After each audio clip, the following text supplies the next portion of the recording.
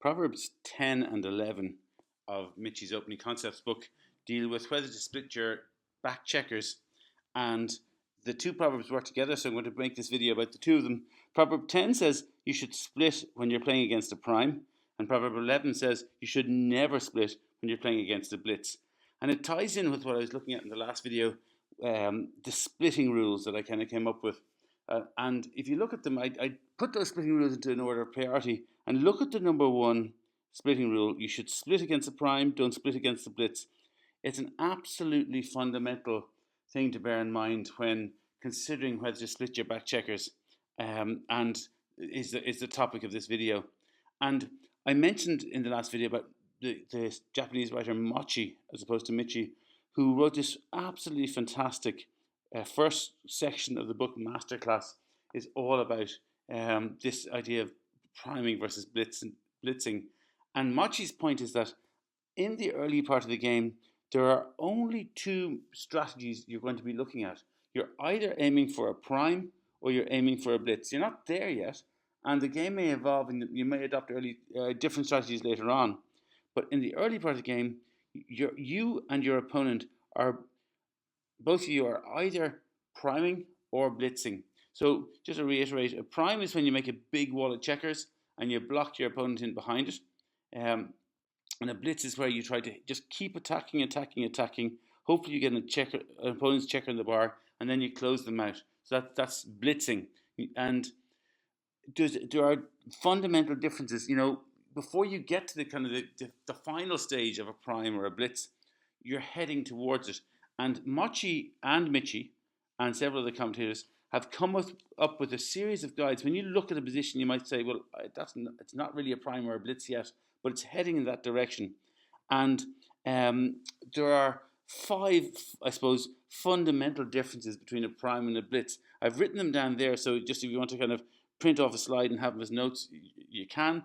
But let's just go through them one by one as well. So first of all, look at your inner points in your home board. And I'll be looking at this from the point of view of our opponent, because we're looking at our back checkers. What really matters is what our opponent's doing. If you're priming, your checkers are nice and far back. They're not getting too advanced. If your checkers are, one person I heard talk about front loaded, if you're pushed up front and you've kind of got, or deep is the word that Mochi uses, if you have very far advanced points in your home board, well then you're blitzing. If you haven't, you're priming. So here's an example of a priming situation. We've made our black. I said we're going to look at it from our opponent's point of view because we're playing against that. Black has made their 5 point, but they haven't made anything more than that. So they're beginning to build a prime against our two white checkers at the back there on the top right-hand quadrant. If they were going to be looking at a position like this later on in the video, in this situation, Black has made 2 points. They're 3 point and they're 1 point. They're ace point. That's so far advanced. They're never going to be able to prime us because they've wasted checkers going too far forward. So that their only possible a chance of attack is to attack us with a blitz. Compared to that situation where there are nice checkers, loads of checkers held back in reserve, they got just very far advanced. The prime is where they're kind of held back. The blitz is when the checkers are far advanced. Secondly, priming involves a nice flat, what I call a flat structure. There's no big stacks. Whereas blitzing means that some points, it's usually the 6 and 8 point, are stacked. So in this situation, if you look at Black's checkers on the top there, nothing more than 3 checkers on any point. It's nice and flat. They're beginning to build a prime. They're blocking points already. That's a prime. Compare that to this situation. Now, if you look at Black on the top there, they have big stacks on their 6 point and their 8 point. They might, you never know, they might roll double ones and make a bit of a prime out of it, but they need kind of strange, rare combinations of numbers to get into a prime. They're far more likely to be blitzing and attacking us. Thirdly, priming. If you're priming, you'll have a nice distribution of checkers that are very flexible, that will allow you make points in the next go. Whereas blitzing you tend to have those stacks which are inflexible. You may have checkers that are too far forward to be able to be useful. And one thing that Mochi really likes, Mochi says, if you're priming, you need to have more checkers on your midpoint. Your 13 point is your midpoint. For Mochi, it's key. Having spare checkers there allows you a lot of flexibility in making points later on. And he stresses that if you're looking at whether it's a prime or blitz, look at the midpoint and see are the spare checkers there. So if you look at from Black's point of view here, well, they've got 4 checkers in their midpoint. Down the bottom left is their 13 point. Their middle point is 4 checkers, so a bit of spare checkers there. They have nice balance of checkers. If you think about it from Black's point of view, there's quite a few roles that will help them to make another blocking point in the next go or two. So they're very well balanced. Compare that to this situation, which we showed you before. Now they're not really. They haven't got a chance of making. As I said before, they could make a couple of blocking rolls, but it's unlikely. So their target now is to attack and attack and attack, and try and hit a white checker and put them in behind there and close them out. With priming, fairly obviously, there's no big gaps. You're making a wall. You don't want a wall with gaps in it. So if it's a prime, if this is what I always look at, to be honest, as a kind of an intermediate player, I look at it. Is there gaps in your wall? With blitzing, if there are gaps, and one of the analysts said, consecutive gaps of 2 or more spaces, and I'll show you what I mean by that in a second. If you've got gaps in your wall, you're not making a prime. You're going to have to attack and blitz instead. So in this situation, here's our Black is priming up on the top of the board there. They have a gap between their 6 point and their 4 point. They've made their 4 point, and there's a gap there. But there's only the one gap there, and if they can fill that in, well, then they've got a nice little block situation going on. And again, comparing that to in the first situation, they rolled a 4-2 and had made their 4 point. This situation, they rolled a 6-4, and very reasonably have played the 6-4 down and made their 2 point. But now look at Black's structure. There's just gaps in their wall. They're just physically not going to have enough checkers to fill that in. And in fact, if you look on the Black's 8 point, they've got 2 checkers. And on Black's 2 point, they've got 2 checkers. And it's just a mathematical kind of situation. If you own points that are 6 apart, they've their 8 point and their 2 point, those points can never be part of the same 6 point sequence. That if you fill in all those points there, to make a 6 prime, you can't involve your 8 point and your 2 point. You can have one from the 8 to the 3, or from the 7 to the 2, or you could have a 7 point prime, but 7 point primes are even rarer and even more pointless. So in that situation, look, there's just big gaps in the wall. That Black is now desperately trying to attack us because they've committed to that rather than priming us. So finally, priming. Some analysts, Mitchie says, you need to have it's 8 checkers in the zone for priming. It's not really. There's examples I'll show you where you can have 10 checkers in the zone. What I'd say is that the number of checkers in the zone matter less when you're priming. But with blitzing, you're attacking, and if you remember from one of the earlier Proverbs, attacking with 10 is strong, attacking with 8 is weak. So with blitzing, you want to have 10 in the zone. With priming, the numbers are less significant. So here's a situation of a prime where we're already starting to make a little bit of a block. Black is already starting to make a little bit of a block up the top there. They've made their 5 point. They've only 8 checkers there. But here's another priming situation where Black has 10 checkers. So as I said, I'm just trying to show an example that sometimes it's not about the number of the checkers for priming. But with blitzing, we want to have 10 in the zone. Blitzing is attacking. So here's a blitzing position. We've got 10 in the zone. We've got the big stacks. We've got the gaps in the wall. And Black rolled a 5-5. And one of the things Mitchie says, a 5-5, if you roll a 5-5 at the start, you're automatically into blitzing. And just something that he thinks you should memorize that. So what Mochi says is that very early on, your structure and your opponent's structure will begin to fit into one or other of the 2 major game plans. So based on what you roll, it's not that you say I'm a primer type of player or I'm a blitzer type of player. Just based on what you roll, your structure is going to start moving into one of the 2 major game plans, and it's essential, absolutely fundamental that you play accordingly.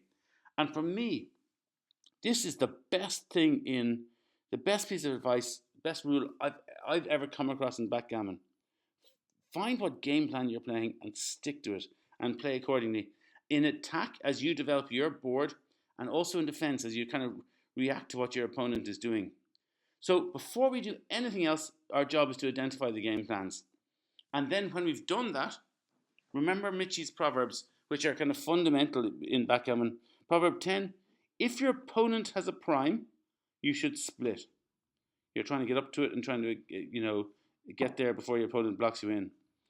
Proverb 11, though, is if your opponent has a blitz and is trying to attack you, you never split because you leave yourself, you give him a chance of hitting you. So here's a situation here where we have rolled a 5-2 against black. We're white, and black is said we're playing against black. With 5, the obvious kind of move is really to bring it down, one down from the 13 to the 8 point. But what do you do with the 2? You can drop one down from another one from 13 to the 11 point, or you can put that back there and you can split at the back. Well, let's just go back to the start and say, well, look, we've played the 5, but what do we do with the 2? And Machi would say was, look at your opponent's plan here. Are they blitzing or priming? And you can see they've already made the 5 point. They've no big stacks. They're not far advanced. Black is priming here. And remembering the rule, Proverb 10, split against the prime, tells us we should just split. It's as simple as that. And if you look at it, it's quite a significant error, nearly a blunder if you don't do that. But then we'll take another position here. Here we rolled the 5-2 again. Again, we'll bring the 5 down to the 13 point. What do we do with the 2? Do we split again? I mean, we start to get moving. We've talked about starting to get moving is a good thing, surely. Splitting was right the last time. Or should we put that back and bring one down to the middle? Well, again, it's absolutely fundamental that you play according to the game plan. And if you look at it here, bringing 2 down is the correct thing to do because our opponent is blitzing us and we must not give them a shot at hitting us. In fact, if you look at it, it's all the way down to the 5th option there, a 258 mega blunder were you to split at the back there. And it's because our opponent was blitzing us. Here's another situation where our opponent, what type of structure is this? Well, as Michi says, double 5s, which is what our opponent black has rolled. Automatically, you're going to be into a blitzing game. So we come down with the 5 again. We could split at the back, put that back there. We don't want to be splitting. We know that we're up against a blitzing structure. You'd never split against a blitz. The correct use of the 1 is just to play your 6 to 5. Later on in this book, we'll find that Michi loves the idea of if you roll a 1, you always kind of think, well, is 6 to 5 a good move? But in this situation, big blunder split at the back. What are we playing against here? We're playing against, if you look at black's low, nicely flexible, not too far advanced structure, they're playing a priming structure here. So you could do this, the boring move of bringing down from the 13 to a 10 point and then further on, but you're better off, you could bring 2 down, if you like, but we're playing against the prime, and what does Michi say against the prime? He says you got to split, and it doesn't really matter, you can split with a 2 at the back, or you can split with a 3 at the back. It doesn't really matter, but whatever we do, personally I'd always split with the 3 and bring the 2 down to the 11 point, but if you look at it there, all the top moves involve a split because we're playing against the prime. You remember Proverb 10, you split against the prime. There's just one final feature that this isn't Michi, Machi, or any expert. This is just Alan and something that I've kind of experienced. There's a phenomenon I've come across. I call it I'm making up a name for this video. It's either could be called a proto blitz, or a stacked prime. It's basically an very early game position where it looks like it's a blitz, but they've got made 3 points of a prime, and you're not quite sure what to do. So let me give this example. Our opponent has rolled double 6s. Our opponent is black. We're still white. They've moved the standard double 6 opening here. Now look at their structure up the top there. They've got a 3 point prime there, so it's a bit of a prime. That's why I'm calling it, a stacked prime. But they've got big stacks there. It does look with that number of checkers in the zone with the big stacks there. And not quite the greatest flexibility. You do think, well, look, it's very chance it's going to turn into a blitz. So that's why I call it a proto blitz. So that name proto blitz and stack prime isn't an official backgammon term, but it's this situation where you're up against something you're not quite sure to do. And the rule with this is you want to split. if you can split before they've made anything in their home board, you might as well split. And I thought, well, look, maybe that's because maybe we're in this situation because they roll double sixes and they advance their back checkers. And if you remember the last video, I was saying you've got to respond to an advanced back checker. So I made a sort of a control. They might play double threes like that, but possibly a slightly contrived position here. I've given them the same sort of format at the top, but just haven't advanced their back checkers at all. And is it right now to split? Absolutely, by exactly the same amount, it's right to split. So I've kind of come up with a rule for myself for what I said, that idea of a proto-blitz, not a blitz that hasn't been fully fleshed out, or a prime that's very highly stacked. Basically, if your opponent hasn't made any home point in their home board and you can split, XG, when you put it into the computer, XG usually does definitely want you to split. Now, 3 very quick test yourself questions. First of all, what do you do here?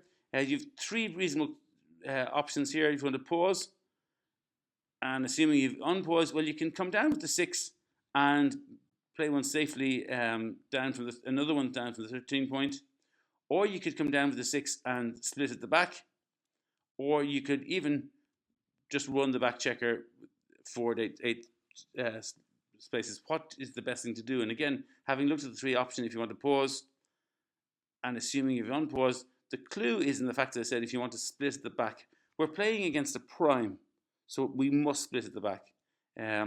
We come down with the 6. Look at the black structure there. They're building a nice little prime already. They could roll a 5. So we've got to get up. We don't want to get trapped in behind that. We've got to get moving now. So we rather than the safe option of bringing one down, put that back and split at the back instead. Okay, next question again, pause. And assuming you've unpaused, how do you play your 3-2? Well, we don't want to do the boring just down from the 13 to 8. It's very rare that it's called an ugly play. Sometimes it can be right, but nearly always it's not. So put that back down there. The question is, the 2 is likely to come down from 13 to 11. Do we bring another checker down from the 13 point, or do we split at the back? And again, pause, and assuming you've unpaused, we'll think about what's the right thing to do. We're playing against a blitz now. Remember the rule number, proverb number 11, never split against the blitz. You've got to bring the second one down. And if you look at it, the splitting rule there is 120. It's only the 4th option there, 125 millipoint blunder to if you were any thoughts of a split at the back. Final last question here. This was the question you've just been looking at. Our opponent got to this position. We rolled a 4-2. Our opponent rolled a double 5. But instead of rolling a double 5, what if they started with a 5-3 and we're here? That's the situation with a 5-3. They're still as far advanced, but the key difference is now they only have 8 checkers in the zone. Does that make a difference? If you want to pause and unpause, well, again, you're coming down with the 2. Do you come down with the 3 again? Or do you put that back and you split at the back? Again, if you want to kind of reconsider your answer, you can pause.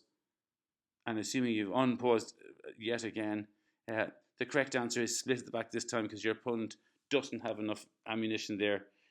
They're not fully into a blitz situation. They've quite a well spread out prime that is going to be hard to make, but it's not yet a blitz, so therefore we do split at the back. That's it for Proverbs 10 and 11. I'll be back with Proverb 12 shortly.